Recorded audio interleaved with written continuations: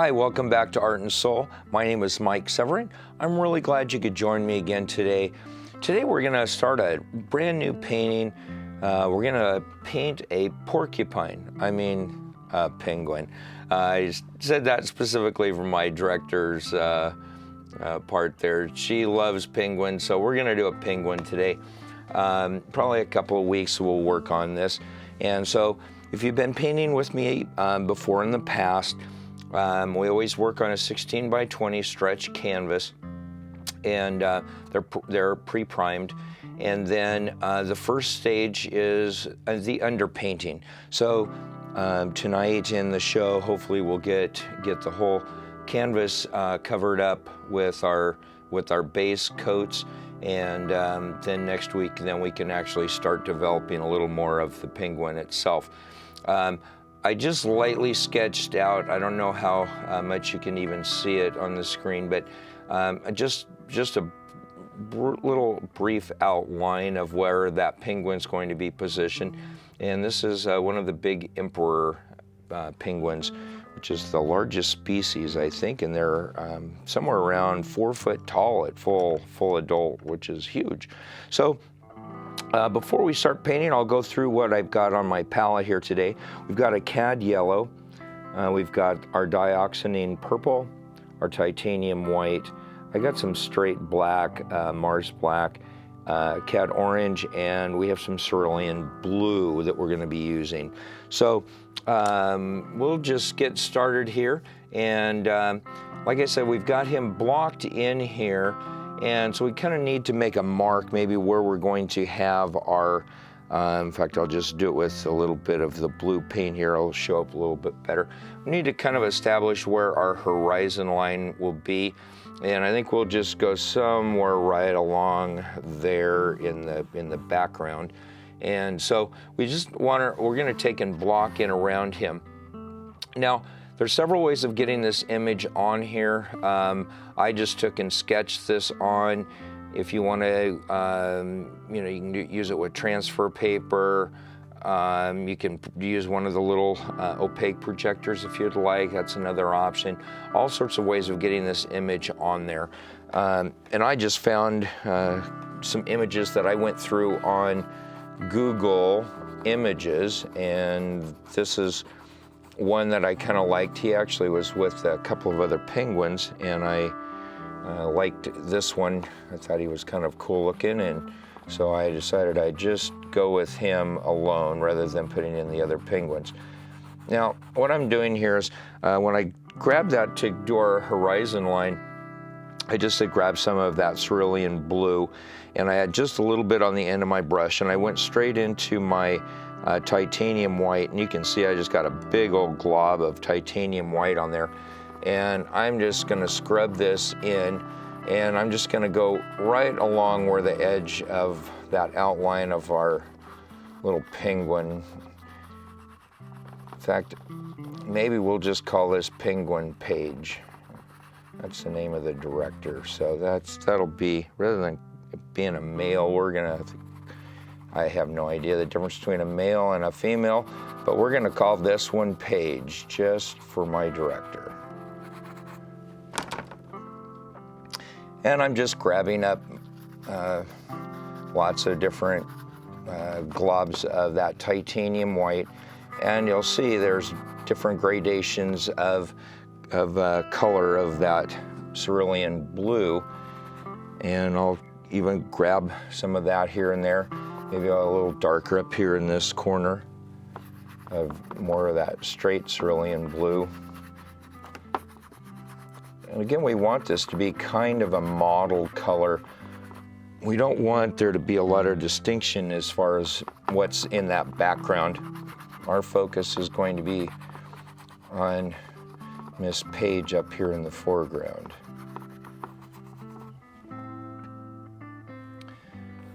It's been a kind of an interesting week. I've had a lot of lessons that I've been teaching, both private and some groups, and did a university, substituted for a university class, and it's been really interesting to work with so many different levels of of artists and people that are, some of them that have never picked up a paintbrush or touched a canvas before, to going and teaching then second-year art students. It's challenging for me as an artist to try to teach that, but it's also, I think, really good as an artist to be able to verbalize what you're doing and what you're thinking in your head as far as when you're working on the canvas and mixing colors and what brushes and the type of brush strokes you're using. And I think it makes it so that you become a better artist just by verbalizing and talking about what you're doing and how you're doing it to other people. And I think it makes you become a better artist in your own right. In fact, it was kind of interesting because the first class that I taught with the art students, I took in some of my paintings and wanted them to critique them. And they were very hesitant even to say anything until I started basically critiquing my own paintings and saying, I would have done this different, or I should have done that. Different things that I would have changed on the paintings that I was showing them.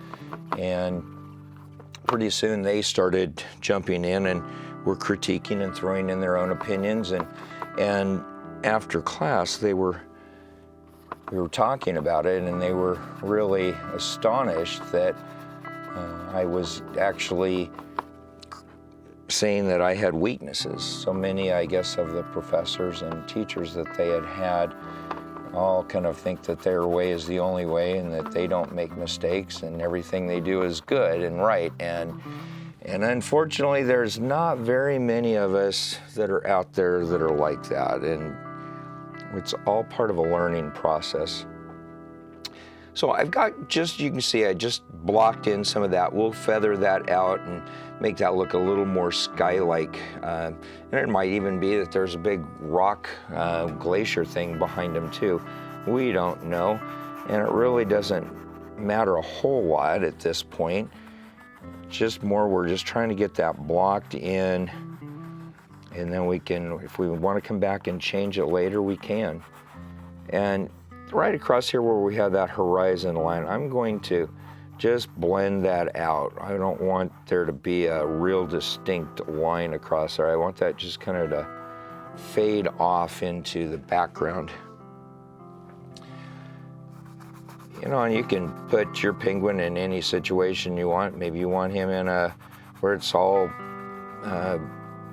surf behind him, where you might see the water, or maybe it's a iceberg that you want to put in the background, or it's your painting. And I say it all the time, do it the way you want to do it. And what I'm doing here is I just grab just a touch of that dioxazine purple just to break that up a little bit. We may even do just a hair bit of that up top as well. The way the light plays off of the ice is pretty interesting, and it absorbs and reflects and is translucent to what's around it. And so there's really a lot of different colors that might be picked up if you're painting ice, as well as snow is very, very similar. And I'm just about out of titanium white, so I'll grab another quick splash of it. And again, I'm using the titanium white, not because it is opaque.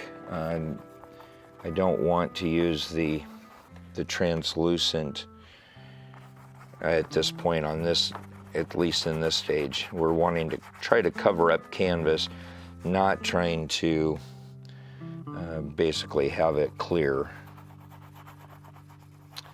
So you can see I'm just basically just scrubbing a bunch of this in, and maybe right down underneath here he'll be a little darker.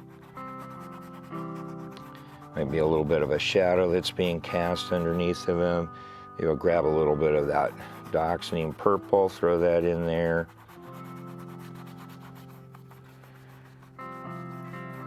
Just kind of like, you can probably hear it, I'm really scrubbing pretty heavily on the canvas, trying to get that worked into all of those little creases in the fabric of the canvas. Like I said, this is the underpainting, which is just the base colors that we're going to be working with, blocks in our subject, and then a lot of times we'll take and do just a little bit of the values that will be involved, where the darker colors will be, where the highlights will be at, just to break, so we have kind of a block in of pretty good indication of where we're going with the painting. And of course, there's not any part of this that can't be changed. We can, maybe even next week we'll go, oh, I don't like the way he looks there. Let's take and move him over, or change that background. It's everybody's got their own ideas, and you're not locked into anything. You can change almost anything that happens, even if you make a mistake. It may seem like a mistake at the time, but if you look at it, it might be actually what they call a happy accident. So now I've got most of my canvas covered as far as the background. I'm going to come in now with my big 3-inch brush, and I'm just going to lightly blend this background in. And yes, I'm going right over the top of my little sketch of page, but that's okay. We can always add to that and fix that. That looks actually really nice the way that's blended. I was thinking about maybe bringing in some little more clouds in there, but I think we'll just leave it the way it is. I think that looks pretty good. And then this down here on the foreground, just basically just do the same thing. Just wanting to make sure that we've got it very well covered and that those colors are blended nicely together. There's no big blocks of color or globs of color that are on the canvas. Makes it really nice and soft. Now, the other thing too is when you're painting, the longer that I would take and brush this, the softer this background would become. And so that's kind of another thing, is you just decide, is that enough, or does it need to be more? Or if it needs to be less, then you come back in and apply some more paint onto it, and you can change that. So now we've got our background in place. Let's kind of start in and do a little bit on the penguin itself. And everyone thinks that they're black and white, which there are blacks and there are whites, but they're kind of almost a little bit of an ivory hint to them. And with the emperor penguin especially, we've got this big, nice orange and yellow right there underneath of the cheek, which is makes it very distinguishable, and makes it kind of fun to paint as well. So I'm just cleaned out my brush here a little bit, and I'm going to go straight into my black. But along with the black, I'm grabbing a little bit of the cerulean blue, and I'm going to grab just a little bit of my titanium white. And I don't know if you can see that very well, but it's basically a kind of a deep blue, and I want it a little darker than that. I want it more, a little blacker than that. I don't want to use straight black, and there's spots that we will probably use some pretty strong black, but at this point we're just trying to, like I said, we're just trying to get this blocked in with just what the shape is, concentrating on making sure that we're staying as much as we can anatomically correct. And I'm just doing a little bit of the crest there. And then right there behind his eye is where that yellow and orange is real strong. And I'm gonna leave his eye kind of open there where it's white. Their eyeballs are really dark. They're almost black. And I thought that was kind of interesting I don't know if it has to do with maybe the way that the light is off of the ice, that it hurts them if they had different colors. But it's a real dark brown actually. So we've got the head, and then we'll kind of go down here down the side,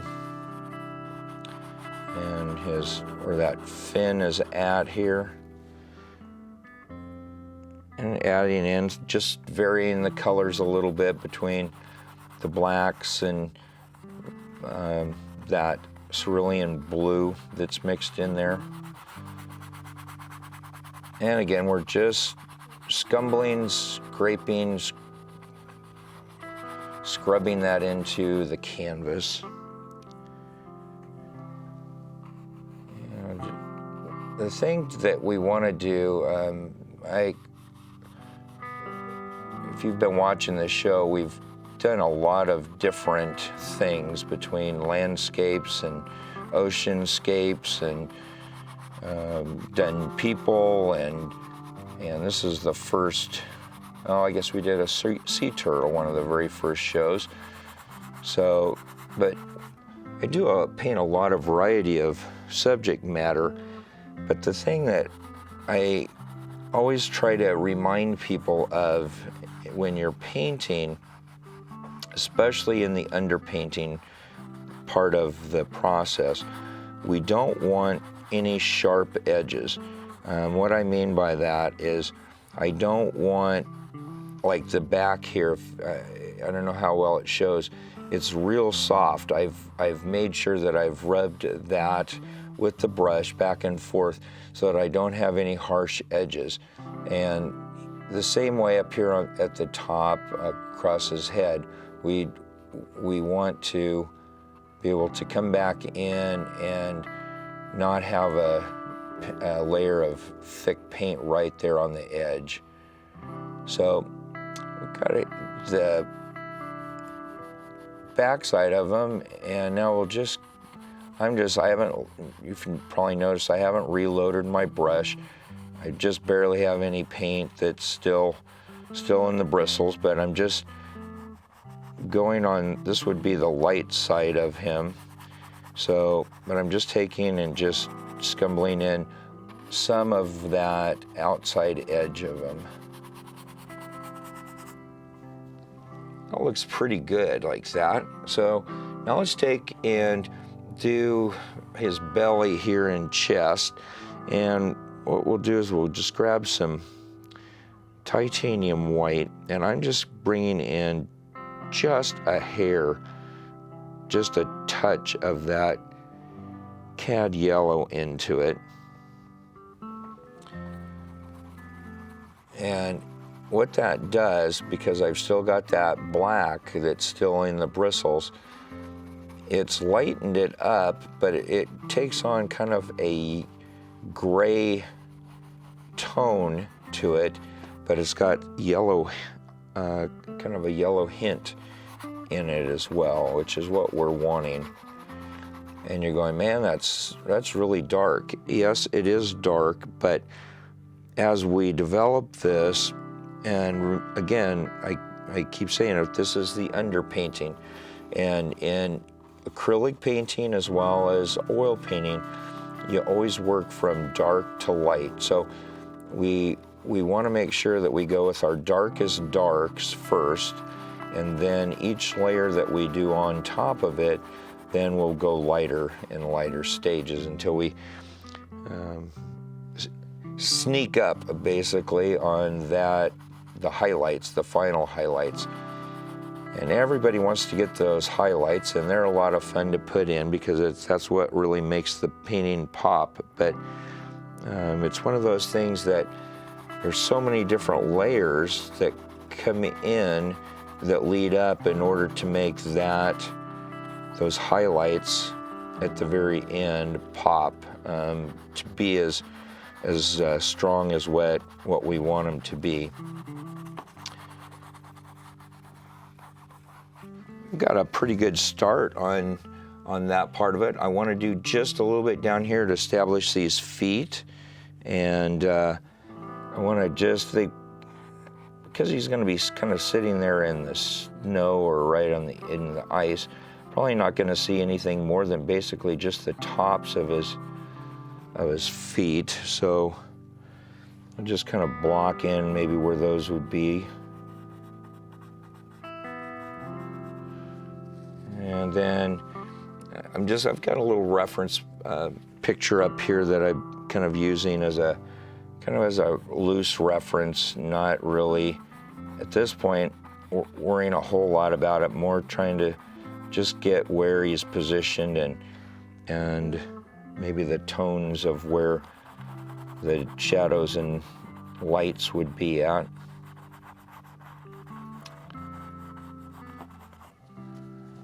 That's pretty good. What we'll do is just grab just a little bit of that light gray that we mixed up there, and I'm just bringing in some of that white as well. And maybe right over here on his, where this is going to be the lightest part, we'll just put in a little bit there, just to lighten that up a little bit. And then I want to take just a hair bit of that cad orange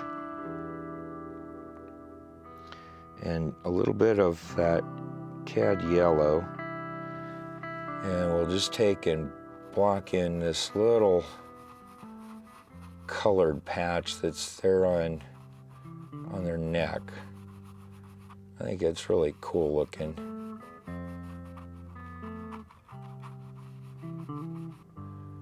And then right along their beak is the same color, so I'll just take and block that in, just a little bit of color there, indicate where that's at. I guess that comes down to a little bit here too. That's a pretty good start on our little penguin. I'm pretty happy with Paige. That's a nice looking penguin. This is the reference material that I was going off of, and I'll put it down here on the palette and maybe you can see it a little better. It's one like I said, I found on Google Images, and it actually had a couple more penguins that were standing off here, and I just took this section down here, and I'm just basically just using it for the form. The other thing that's kind of I thought I would show you too before I let you go is I have a little paper clip that I use, and I've got push pin that I have up there on the easel so that I have easy reference to it. Another thing you can do is use your iPad or computer screen. If you got a laptop, you can set it there as a reference. That works well as well. The other thing I wanted to show you, these little clips are really ingenious. I came up with this the other night, and it's worked really well. I just take the paint tube and clip the end of it, and on the wall next to my easel here, I have all these hooks. So my paints hang there on the wall rather than being in piles, and I don't have to try to go to them. They're hanging right there. And kind of a neat little trick, something maybe you might want to try that at home yourself. Well, with that, I think we're going to, time is just about out, so we'll just call that good for the day on our penguin page. And if you'd like to paint along with me, I would love for you to do that. And you saw what I did. Pretty simple, very simple colors, and paint the image that you would like. This week, I wanted to just make reference to a really close friend of mine, John Pounds, which if you live here in Salem, know probably who he is. He's a bass musician, bass player, and he suffered over Sunday night at a gig that he was doing, had a massive stroke, and has right side of his body has paralysis. And music is his passion. That's what he lives for, is playing that bass, and he's recorded and toured with just a who's who of musicians over the years. And we're very, very blessed to have him here in Salem.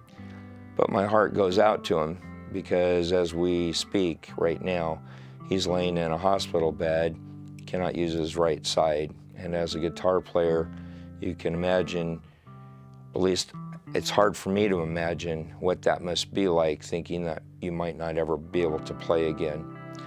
And it kind of put a different perspective on the way I approach life. It was a good reminder for me, if that would happen to me, and I lost my right hand, that's what I used to hold a paintbrush.